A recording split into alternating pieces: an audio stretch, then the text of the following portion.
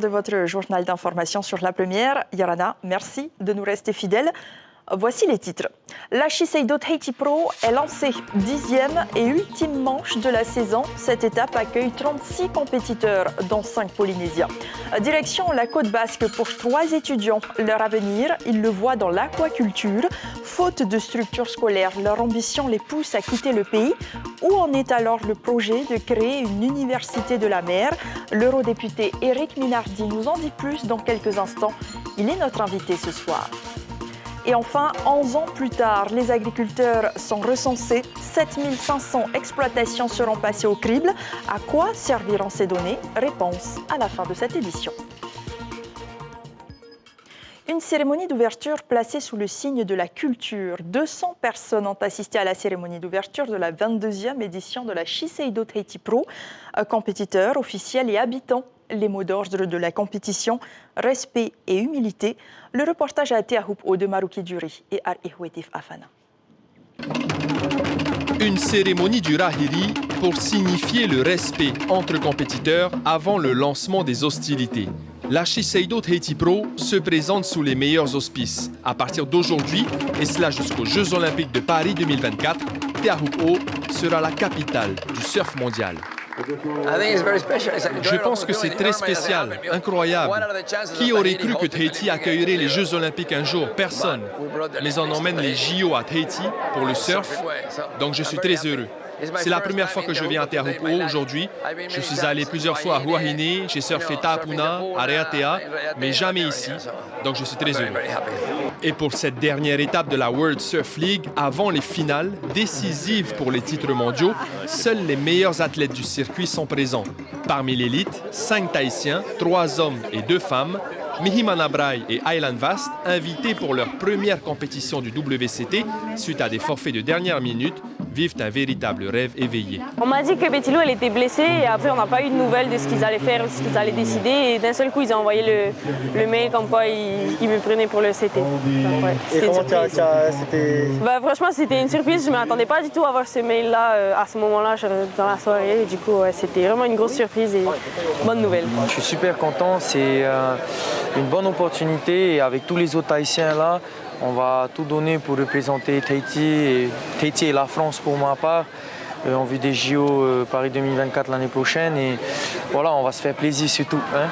Pour sa 3e participation, Kaoli Vast, finaliste de la Tahiti Pro l'an dernier, fait partie des favoris. Le local du spot, déjà qualifié pour les JO, espère être performant, tout comme Matt Heidrolé, le vainqueur des trials. J'ai réussi à pouvoir surfer un peu ce spot un peu avant la compète. J'étais beaucoup en déplacement le début de l'année. Je n'étais pas rentré à la maison pendant un long moment. Donc voilà, le fait que je puisse surfer cette vague un peu avant la compète, ça fait du bien. En plus, on a eu un bon swell. Un bon team, on est tous des gens qui savent faire beaucoup à Chopo et je pense qu'on a nos chances. Après des conditions exceptionnelles lors des trials, la houle des prochains jours pourrait être plus modeste. Quoi qu'il en soit, les organisateurs appellent les 32 compétiteurs et les 16 compétitrices à se tenir prêts dès 6 h demain matin pour le premier call. Merveilleux, il y a du monde. Et Polynésie la Première a le plaisir de vous faire vivre cet événement en direct. Rendez-vous demain dès 7 h en télé et sur Internet pour suivre la compétition. Yago Dora, Yann Gentil et Kelly Slater seront les premiers athlètes à s'affronter sur le plan d'eau. Et si vous manquez les diffusions en direct, sachez qu'un résumé vous sera proposé chaque soir. Le bilan humain, toujours provisoire, s'alourdit à Hawaï. 53, c'est le nombre de personnes décédées après les incendies d'une violence inouïe qui touche l'île de Maui. Les opérations de recherche et de secours continuent. Le reportage de nos confrères de France 2. Un épais nuage de fumée noire et des flammes qui viennent lécher la plage. Pour le propriétaire de ce bateau, une seule issue, partir vers le large, au plus vite. 2 jours et 2 nuits, voici Maui, l'une des îles paradisiaques de l'archipel d'Hawaï, devenue un gigantesque brasier. C'est du ciel que l'on mesure l'ampleur inédite de ces incendies fulgurants. L'île avant et après. Le pilote d'hélicoptère qui survole la zone est à court de mots. Incroyable. On se croirait à Bagdad. Des centaines de maisons sont détruites. Le centre historique, les commerces, la mairie, Tout a brûlé. Attisé par les vents violents de l'ouragan Dora qui passe actuellement dans le Pacifique, le feu ravage les paysages de cartes postales. Calcinés, les plages de sable blanc, les jardins tropicaux, les forêts vierges. Nous avons joint un Français, Lucas Robert, installé à Maui. Sa maison n'est plus qu'un tas de cendres. On travaille tous dans l'industrie du tourisme. Ma femme, elle est capitaine de catamaran et moi, j'enseigne la plongée et la photo. Et le problème, c'est que nos clubs de plongée ont brûlé, ces bateaux ont brûlé. Et en fait, on n'a pas seulement perdu nos maisons, on a aussi perdu nos emplois. Déjà des dizaines de morts. Les secours mettent du temps à rejoindre l'île. Les hélicoptères enchaînent les rotations pour larguer de l'eau. Dans ce paysage apocalyptique, les habitants sont désemparés. Il y a des corps qui flottent là-bas depuis hier soir. Des gens qui s'enfuyaient en mer. On sort les habitants de chez eux depuis hier. On essaie de sauver des vies. Sur l'île de Maui, dans cette atmosphère irrespirable, au moins 4000 personnes ont dû fuir leur domicile. Certaines sont hébergées dans les centres d'urgence. D'autres évacuent, comme de nombreux touristes, vers les îles voisines ou Los Angeles. La catastrophe est à la fois écologique et économique. Hawaï vit essentiellement du tourisme. Oscar Temaru pourrait être frappé d'inéligibilité une seconde fois, toujours à cause de ses comptes de campagne. Il pourrait être invalidé par la Commission nationale selon la dépêche de Tahiti. Dans une lettre adressée aux leaders indépendantistes, elle pointe du doigt les manques de justificatifs et de détails de certaines dépenses. Anthony Géros, le vice-président du Taveni Huir Atira, s'explique au micro de Sandroli. Pour la plupart, c'est des pièces qui n'ont pas été communiquées alors qu'ils ont été communiquées. Ce sont des justifications de dépenses supplémentaires par rapport aux justifications qui ont déjà été amenées. Par exemple, un exemple simple, ils veulent presque les noms de ceux qui étaient dans les bus qui ont été loués pour aller à nos meetings. Bon, voilà, c'est un peu difficile, hein? Ensuite, pour les banderoles, ils veulent absolument des photographies. Donc, toutes ces choses-là, c'est des questionnements complémentaires. La Commission nationale des comptes de campagne et des financements politiques devrait publier les comptes des candidats aux élections territoriales à la fin de l'année ou en janvier 2024. Ils sont originaires de la presqu'île et ont pour ambition de décrocher une licence en aquaculture.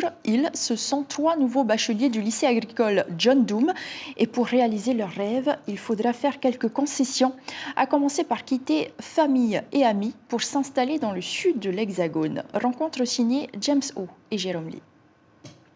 Ils s'appellent Neinoa Amin, Manoar Itinirao et Evans Touhiri. Les yeux rivés sur leur smartphone, nos bacheliers sont en train de réserver leur billet de train, départ prévu dans moins de 3 semaines. C'est un peu stressant. Comme je ne suis jamais parti en France, je ne connais pas là-bas. C'est la première fois que je vais voyager. Et on va essayer de tenir le coup.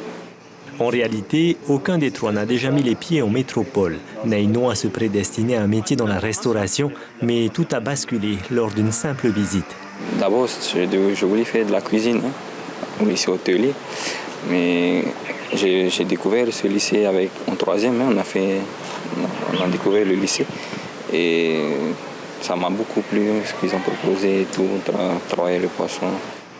À 18 ans, Evans réfléchit déjà comme un chef d'entreprise. S'il a décidé de partir, c'est d'abord pour décrocher un BTS, puis une licence aquacole d'ici 3 ans. Pour moi, l'aquaculture, c'est une filière d'avenir.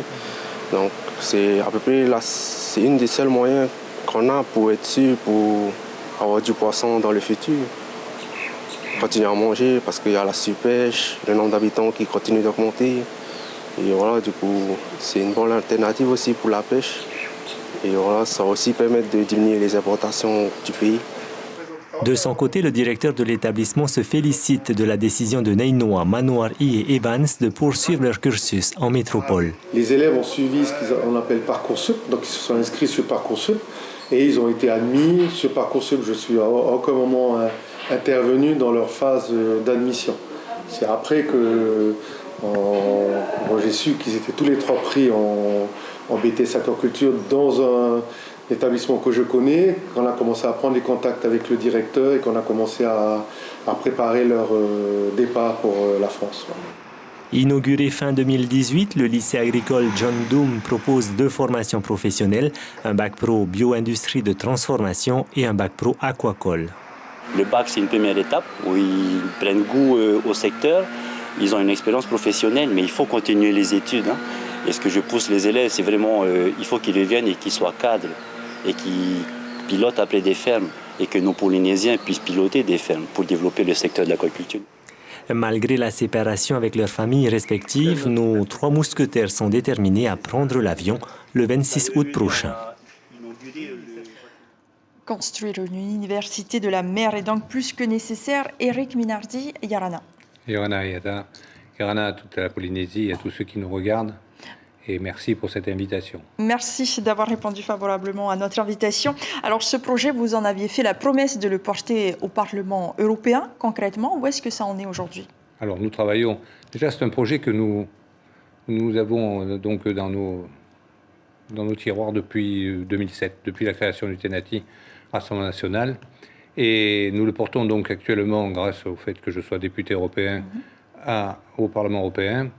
Nous essayons de regrouper toutes les énergies, tous ceux qui travaillent déjà sur ce sujet. Vous essayez de récolter des informations. Exactement, parce que je vois CGLEC, par exemple, qui a déjà mis en place des SWAC dans les hôpitaux, dans l'hôpital donc Taoné ou dans les hôtels. Je vois d'autres initiatives à Bora Bora et d'autres. Donc nous regroupons tout cela. Nous travaillons avec mes assistants parlementaires à Bruxelles donc sur ce projet, de façon à pouvoir donc le chiffrer, l'organiser et le proposer donc au Parlement européen, au financement donc du Parlement européen, car notre jeunesse, je vois disons les jeunes qui sont partis faire leur BTS d'aquaculture, je trouve que c'est un peu dommage que nous n'utilisions pas cette énergie de la mer, tout ce que la mer peut représenter pour nous et surtout pour l'avenir de nos jeunes. Il faut garder nos jeunes chez nous. Alors d'abord, est-ce que l'accès à ces informations sont faciles? Les entreprises jouent le jeu, vous communiquent les informations dont vous avez besoin? Oui, assez facilement. Oui, je dois reconnaître qu'aujourd'hui, avec mes assistants parlementaires, nous regroupons toutes ces informations grâce aux entreprises ou aux initiatives donc, de certaines personnes qui vont nous servir pour pouvoir présenter ce projet. Et donc vous allez le chiffrer plus tard. Quel est le calendrier? Est-ce que vous avez une idée de la date dans laquelle vous pourrez proposer ce dossier au Parlement européen? Le problème aujourd'hui, c'est que nous sommes un pays d'outre-mer. Nous ne sommes pas donc un DOM. Et que pour l'Union européenne, c'est 27 pays, c'est une administration qui est très lourde. C'est à la France presque de gérer ces problèmes-là. Et grâce donc à ma présence au Parlement, j'ai réussi à faire bouger les choses. Je pense qu'on va pouvoir donc en effet financer ce projet-là. J'en ai discuté d'ailleurs avec le président Moïse Brotherson, qui m'a très bien accueilli dernièrement. Et donc il est lui aussi favorable à ce projet-là. Donc les relations entre vous et le président du pays sont bonnes? Je crois qu'on partage, disons, la passion du rugby. Et je pense que nous avons besoin de toutes les forces vives de ce pays. Moi, ma seule boussole, c'est la Polynésie française. C'est aujourd'hui arriver à ce que nos jeunes puissent rester dans le pays, pouvoir travailler, pouvoir donc développer des recherches qui permettront aussi économiquement d'apporter une sorte d'indépendance économique au pays. Parce que l'indépendance, tout pays, tout peuple a droit à son indépendance. Mais il faut qu'elle soit d'abord économique. Puisque vous parlez d'économie, la politique sociale et économique du pays, il n'y en a pas vraiment encore, si ce n'est que l'allègement de la fiscalité pour les TPE et la suppression de la taxe sociale.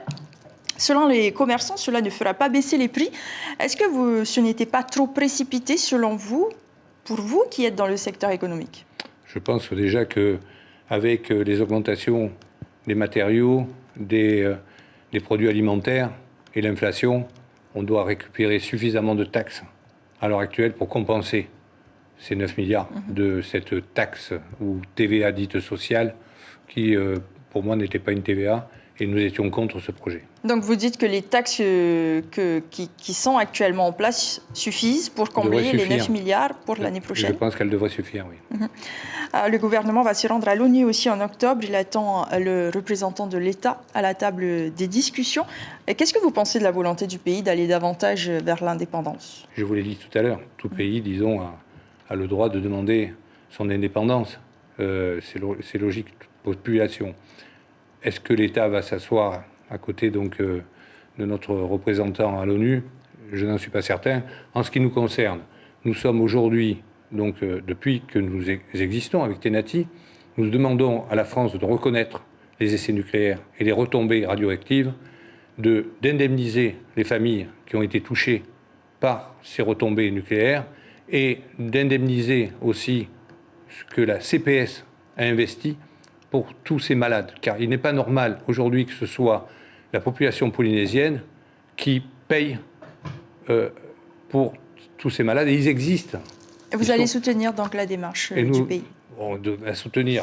À l'heure actuelle, je pense que la Polynésie est plus autonomiste qu'indépendantiste. Merci beaucoup, Éric Je ne peux pas parler du rugby et du fait que je sois... Nous sommes arrivés malheureusement. Le temps est assez court, mais très rapidement, vous allez participer à la Coupe du Monde de rugby. Et je représenterai donc le drapeau polynésien pendant cette Coupe du Monde de rugby interparlementaire.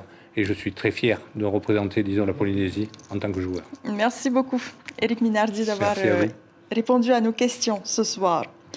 Et il aura fallu attendre 11 ans pour qu'un nouveau recensement général de l'agriculture soit lancé, alors que le schéma directeur de l'agriculture pour les 7 années à venir est déjà mis en place. Sans donc concerner les agriculteurs, les producteurs de copra ou encore les pêcheurs et les éleveurs de bêtes de toute la Polynésie, 7500 unités seront visitées par les 60 enquêteurs de l'ISPF. Caroline Faripatita-Savea et Roheyar Ihariva ont rencontré des professionnels de la terre. Et vous allez le voir, ils attendent beaucoup de ces statistiques qui s'imposeront dans la prise de décision publique. Regardez. Sur ces 16 hectares de terrain familial à Papeari, Jean-Baptiste produit en moyenne 300 kg de courgettes et 400 kg de concombres par semaine. Il se lance aussi dans les produits vivriers en vue de fournir les cantines scolaires. Dépendant des événements climatiques et des maladies qui touchent sa production, cet agriculteur certifié bio attend aujourd'hui des solutions efficaces pour lutter contre les attaques des nuisibles, mais aussi une autonomie en termes de semences. Mettre en place une pépinière de reproduction des semences qui permet en fait de faire nos propres semences adaptées au climat. C'est vrai qu'en ce moment, on importe des semences, mais des fois, il y a des moments où ça marche ou ça ne marche pas. Très actif dans le milieu agricole, Jean-Baptiste a des projets de développement plein la tête. Transformation des déchets, ferme de vulgarisation pour former les professionnels au label bio. Aujourd'hui, il rêve d'une Polynésie autosuffisante, productrice plutôt qu'importatrice. Parce qu'on essaie quand même de développer le local et après, on essaie de mettre sur nos marchés, de consommer local, de consommer des produits de qualité. Et si à côté, il y a l'importation qui nous marche dessus, c'est vrai qu'après, on est un peu perdu. On ne sait plus où on va. Du coup, on demande quand même un certain contrôle sur l'importation et aussi, en parallèle, sur les professionnels. Principal secteur d'activité à Tubuai, les habitants de cette île des Australes comptent sur l'agriculture pour vivre. Dans le métier de père en fils, Frankie cultive la carotte sur son champ d'1,5 hectare. Il est détenteur d'une carte qui lui octroie des tarifs préférentiels sur les engins agricoles et le fret. Un soutien légitime, sachant qu'un tracteur coûte environ 10 millions de francs. Ça permet de vivre, bien vivre, non. On veut toujours avoir plus, mais ça nous permet de subvenir à nos besoins. Pour les enfants à l'école, pour notre vie de tous les jours. Voilà quoi. Si les agriculteurs polynésiens bénéficient d'aide du pays, certains professionnels espèrent aujourd'hui un meilleur ciblage dans les attributions, parfois défavorables aux producteurs les plus actifs. Le recensement sur l'agriculture lancé par l'ISPF démarre le 16 août et s'achève le 8 décembre. Il est majoritairement financé par l'État à hauteur de 175 millions de francs pacifiques. La 22e édition de la Shiseido Tahiti Pro est lancée à Te Ahupu'o. C'est l'information phare de cette édition. 36 athlètes, dont 5 Polynésiens, s'affronteront sur le plan d'eau de Hawaii. La compétition démarre demain, si les conditions le permettent. Un rendez-vous à ne pas manquer sur la première. Tahiti Info s'intéresse à la culture demain avec ce titre « Où en est Tapu Tapu Atea 6 ans après son inscription à l'UNESCO ». Votre programme TV ce soir, de nouveaux épisodes de la série L'île prisonnière et OPJ. C'est la fin de cette édition. Merci de votre fidélité. Très belle nuit et à demain.